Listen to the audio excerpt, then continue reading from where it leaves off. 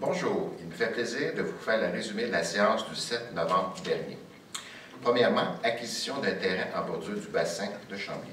De nombreux citoyens ont demandé depuis plusieurs années un accès privilégié au bassin de Chambly, ainsi qu'une rampe de mise à l'eau. Le conseil municipal a autorisé la signature de la promesse d'achat d'un grand terrain situé sur l'île Goyer, à la hauteur de la rue des Deux-Rivières.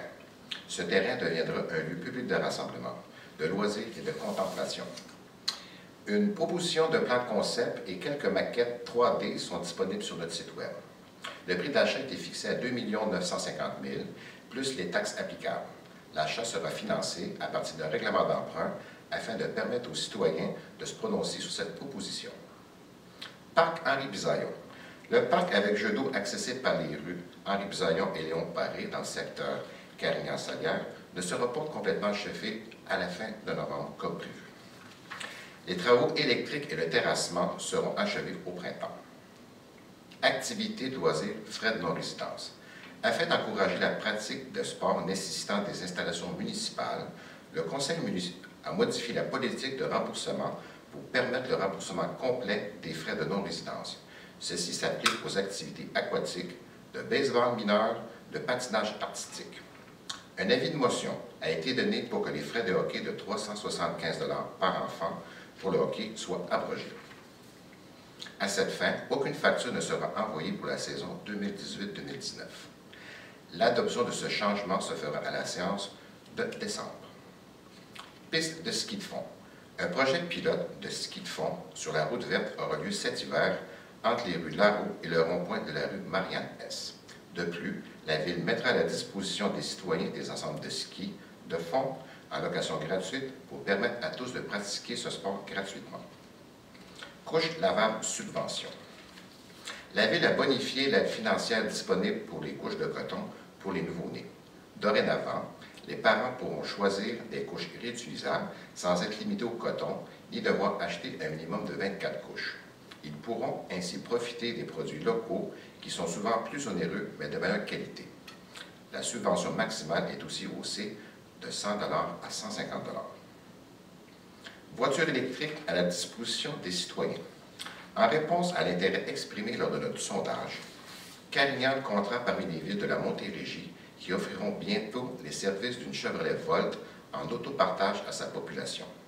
Les usagers paieront les services à Autonomique, un organisme d'économie sociale à but non lucratif en fonction de leurs utilisations.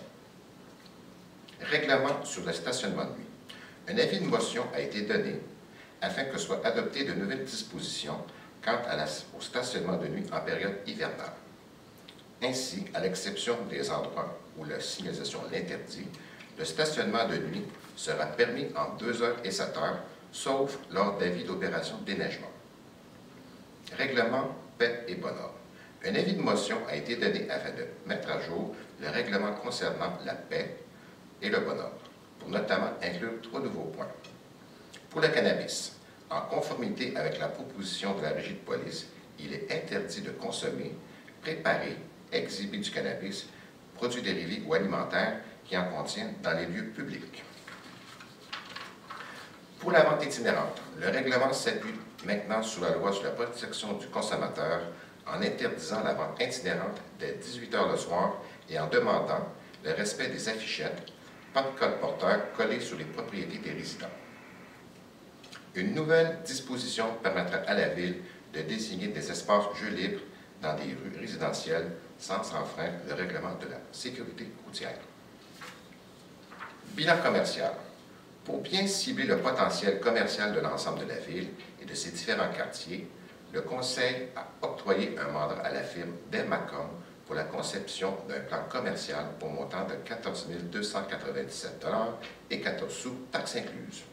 Ce rapport servira d'assise pour d'autres analyses, comme par exemple l'identification d'un centre-ville ou d'un centre d'ambiance à Carignan. Mode de paiement Interac offert à l'Hôtel de Ville. La Ville s'équipe du service Interac pour permettre aux citoyens d'acquitter les frais de leur demande de permis, de leur bac de recyclage ou de service.